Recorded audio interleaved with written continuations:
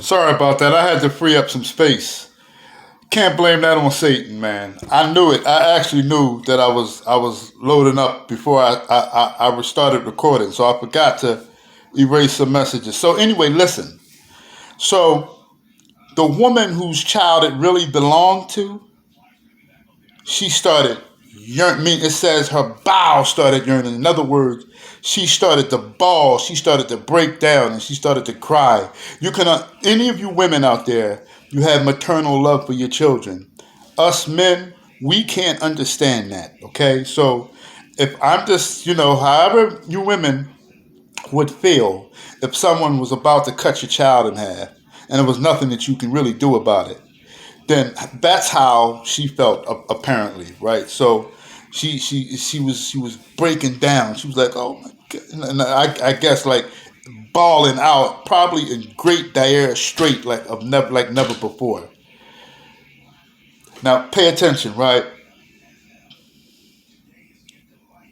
So the woman whose child it did belong to, her bowels yearned out upon her son, and she said, "Oh my master, give her the living, give her the hold on, give her the living." Oh, okay. So listen, because remember, see, pay attention, because this this message is titled "Foolishness," right? Volume 2. But this intro is titled "Selfish." I want to explain to many of you women how selfish you are by celebrating Christmas. So the woman who the child truly belonged to loved her child so much that she said, "Okay, listen, just give it to her then. Don't cut it in half. Just give it to her then. If you're going to cut the baby in half, just give her the child." Do you see how wise Solomon is? See, he didn't know whose child it was at first. See, now, the woman whose child that it didn't belong to, listen to how selfish she is. Listen to this selfish ass heifer. She's going to say, "But the other said, let it be neither mine nor hers, but divided." Damn. Evil. Bitch. So the child who it truly belonged to, she loved the child so much that she didn't want the child to be had. Because see, what you got to understand, most of you women say, "Well, I would have just beat her ass and took the child." But see, Solomon wouldn't have it, none of that. See, that's what's going to happen kingdom come. You women are not going to be able to make your own decisions. You're not going to be able to say, "Well, we're going to celebrate Christmas anyway." In kingdom come, the reign of King David and the reign of King Solomon is basically explaining this. Both of these women were powerless in their decisions. So the only way, whatever decree Solomon would have brought forth, would have been the end of the discussion. So she loved her child so much to where she said, "Listen, just give it to her then." She broke down and she said, "Just give her the child." But the wicked, selfish heifer said, I don't want it, and don't want her to have it either." Are some of you women out there like that? Are some of you men like that? Are some of you men out there like that? Are some of you rappers, celebrities, uh, um, uh, individuals, whether you be a personality on social media or whether you be someone in sports? Don't they have sports players like that? Wasn't Kobe Bryant like that? He wanted all the shine, but yet, how could you get more shine than a 7'2", 320 pound monster Because of Kobe's selfishness, Shaq took the MVP 3 years in a row. Not only did he take it 3 years in a row, so Kobe, he has 5 rings. So Kobe said, well, listen, I'm going to get it without Shaq. But truth be told, Kobe was an overrated player. I don't care about his 84 points. And I don't despise Kobe Bryant. I don't know him. So I'm not talking about his character. And of course, he's one of the top 10. Many would put him in the top 5. I beg to differ. But aren't many of you out there like that? Well, do understand something, right? Understand that we as a people can be a very selfish people. And sometimes we don't understand our selfishness. So those of you out there who are selfish, you're going to end up with no glory. This woman right here loved her child enough to where she was just, look, take it. And the other woman didn't really want it out of spite and wickedness. You killed your child. I said it right there. The child died because she overlaid it. You killed your own damn child. Now you want to go take the other woman's child?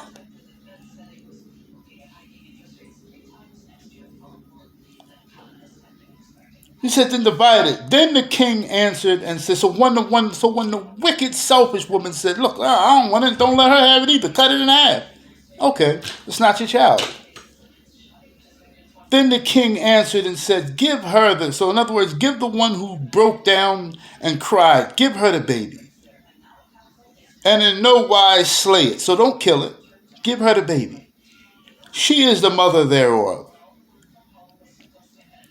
And all of the Israel and all of the niggas that was watching heard of the judgment which the king had judged, and they feared the king, for they saw the wisdom of God in him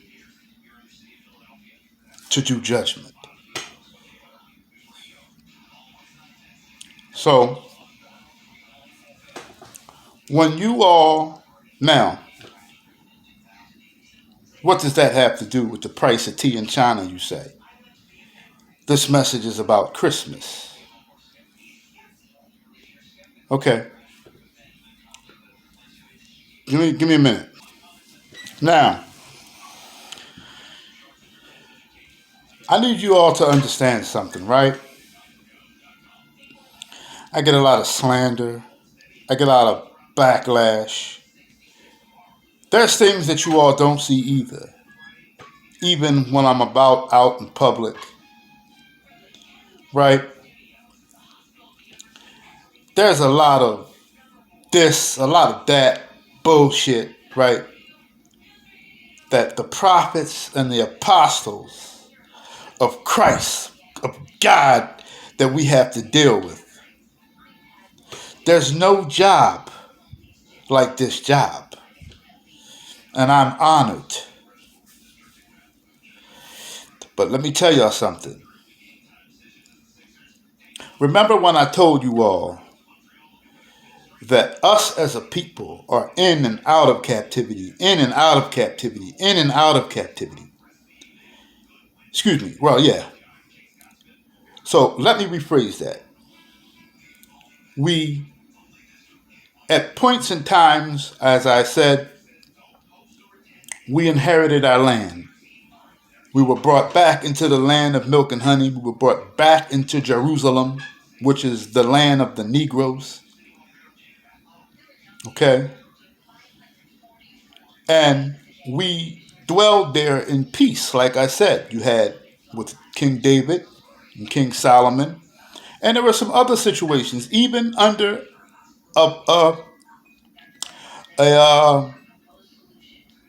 another king, King Cyrus, who was not an Israelite. Well, we weren't under him, but he made it so that we can worship our Elohim. He made it so that we can build our temple and go up to worship our Elohim.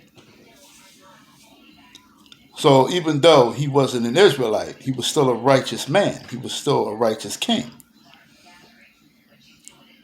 But of course, us as a people, both women and the men, always find a way to fuck everything up over and over and over again, which is the reason why we're back here in the land of captivity again today, that you niggas are so comfortable with.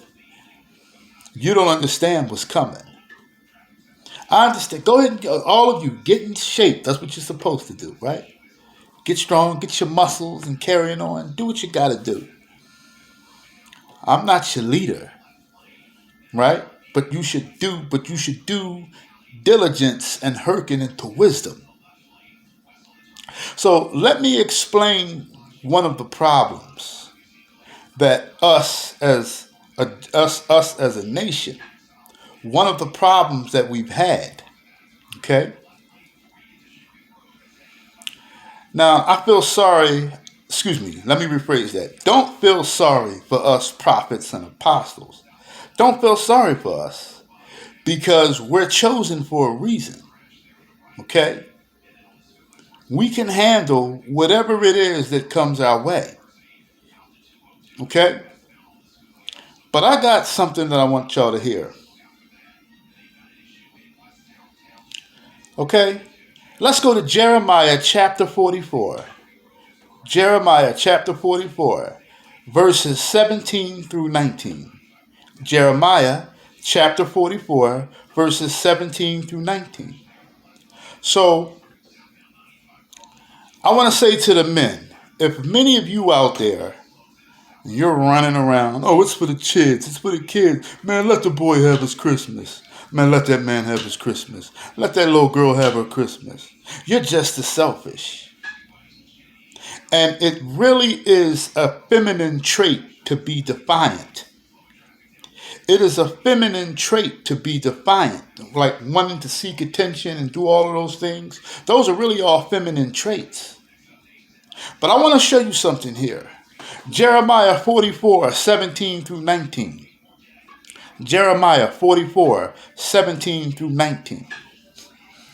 But we will do, who is this talking? The black women of Israel. And our beautiful women, they say, but we will do everything that we have vowed, make offerings to the Queen of Heaven, and pour out our drink offerings unto her, as we did, both we and our fathers, our kings and our officials, in the cities of Judah and in the streets of Jerusalem. So, see, at this point in time, then it says, for then we had plenty of food. So the women are saying, when we were worshiping other gods, we had plenty of food. So a lot of our women today kick the nigga out the house, get a nigga to boot, tell him he's no damn good, go about your business. Now,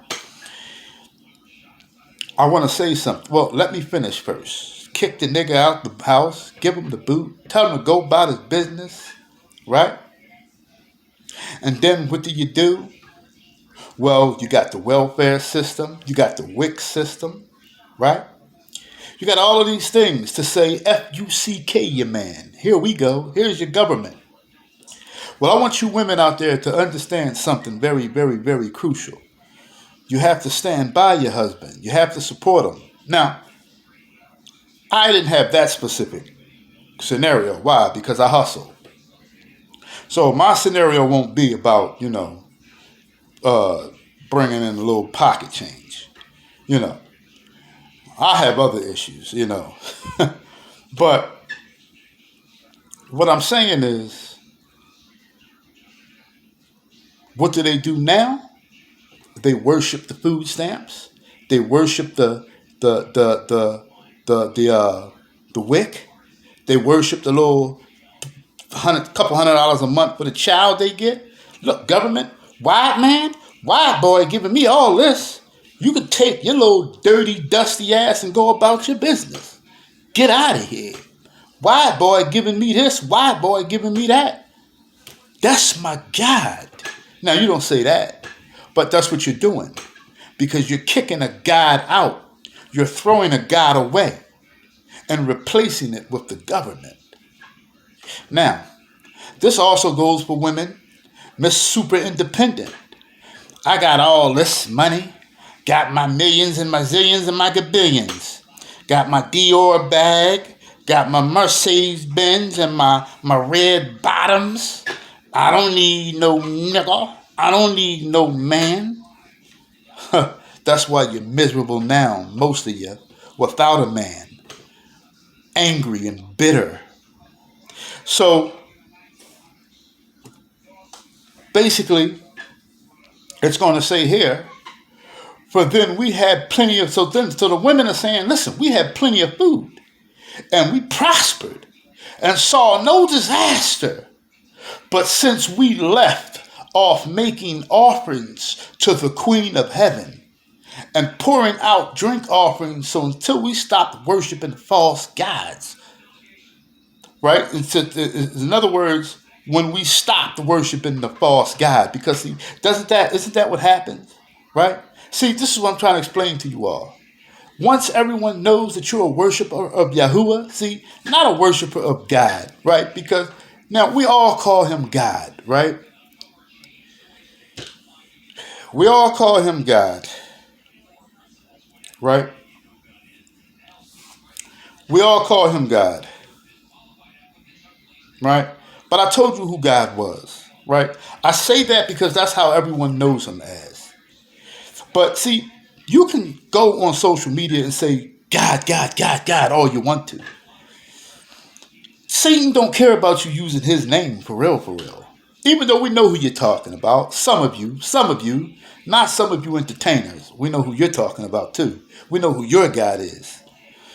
Some of you are caught between two gods. Text me. Some of you are caught between two gods. But you can say God, God, God all you want to. You can say Jesus this, Jesus that, Jesus this, all you want to. You can hoot and holler, Allah this and Allah that, all you want to. You can say Buddha did this and Buddha did that, or you can say you're a 5%er, I'm my own God, or you can say the prophet Muhammad, or the prophet Elijah, or the prophet whoever. Whoever is your prophet, the honorable Muhammad, whoever is your God. You can say that from four corners, from one corner of earth to the other. The white boys, Satan don't care. Now, Satan doesn't give an F-U-C-K. He don't care. Scream it till your lungs pop. Scream it till your lungs collapse. Scream it till you run out of air. Scream it till you die from exhaustion. Satan doesn't care. But when you say the name Yahuwah, when you say the name Yahusha, now Satan got a problem with that.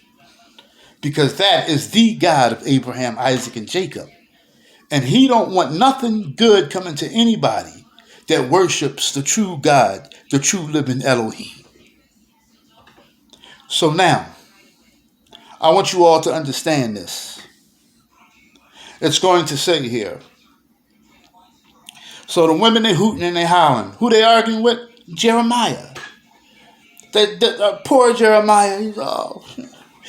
They probably beating him with their pocketbooks. Okay, sure. They probably beating him upside the head with their pocketbook that they read. Now, they didn't have red bottoms back then, but they probably had leather bottoms or something.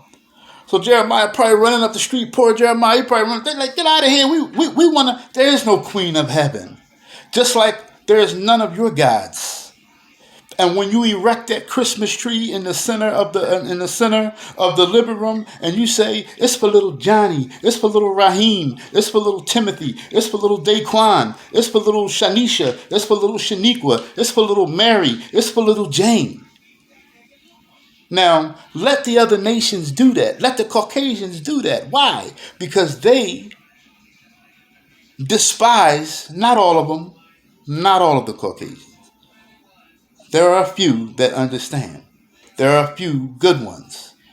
Heck, there's probably a nice amount of good ones out there like that. Now, the wicked ones supersede the good ones. Why? Because the scripture says so. the majority of these other nations will be destroyed, let alone 68% of you Negroes. Why? Because there's only one Elohim. And when you erect that Christmas tree, up in the middle of the floor, that's idolatry. So now they hooting and how they beating Jeremiah. Jeremiah probably in a corner like this, right? Probably big burly women too, got muscles. They have right. They pounding on him, they beating him to death, probably, right? And they saying to Jeremiah, they said since we left off. So in other words, since we stopped worshiping the queen, she didn't even exist. But because of the wicked officials of the other land, see, Satan gives things to those that reject Christ. Satan gives you Bentleys and cars and Rolls Royces and Lamborghinis and Bugattis, right? And all of these things, right? He gives you big mansions and swimming pools, right? This is what Satan can give you, right? So the women was living it up, and women don't want to be broke. Oh no, you in deep. If you, man, I've been there before. A point in time I couldn't even buy a refrigerator, and I don't know why I keep saying it like I got some bread, like I got some bread now, because I really don't, right? I just grind, I just make ends meet, right? I'm not too concerned about being all big daddy Warbuck, you know what I mean? I'm good. I chill, I relax, I do what I gotta do, right? But it says here, right? It says here, and then the women said, and she said, and said, we have lacked everything. Since we started worshiping Yahuwah, we have lacked everything. And we have been consumed by the sword and by famine. So in other words, the other nations have been coming in and slaughtering us. And we haven't had, our ribs is touching. Jeremiah, our ribs is touching. That's how some of you women look at me today. You say, oh, he ugly. Groom yourself. For who? For who? Y'all? I'd rather die. I'd rather die if it's for y'all. When you see me groom myself, it's because I woke up one day and I said, you know what? Let me trip this and trip that and trim this and for myself. It's not for y'all. I don't do nothing for you niggas. Nothing.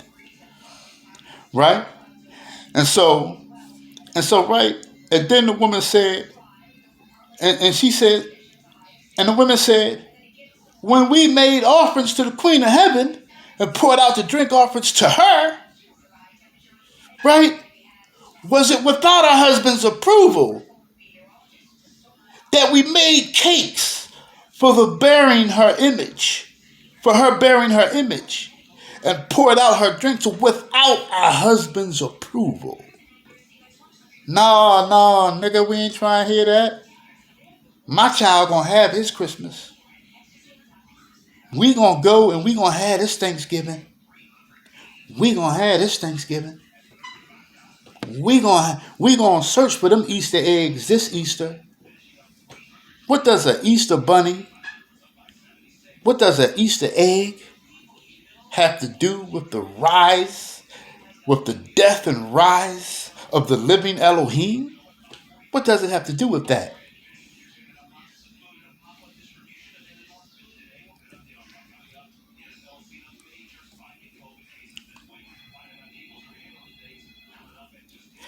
This next segment, the second segment is called Torah. The second segment is called Torah. The second segment is called Torah. Deuteronomy 6, 4, 5, 6, 7, 8. Deuteronomy 6, 4, 5, 6, 7, and 8. And it says, hear, O Israel, Yahuwah is our Elohim. Yahuwah, our Elohim, is one Elohim. Hear, O Israel, right? So he's saying, hear, O Israel, Yahuwah, Our God is one God. So it's only one God. There's not a Father, there's not a Son, there's not a Holy Ghost. It's just one God. Right? And then it's going to say, and thou shalt love Yahuwah, thou shalt love the Lord thy God with all thine heart, and with all thy soul, and with all thy might. And these words which I command thee this day shall be in thy heart. Now, bam. Y'all heard this, right? Because I'm not going to keep reading this stuff over again. I'll read this over again, though, right? These words which I command thee this day shall be in thy heart. And thou shalt teach them diligently unto thy children.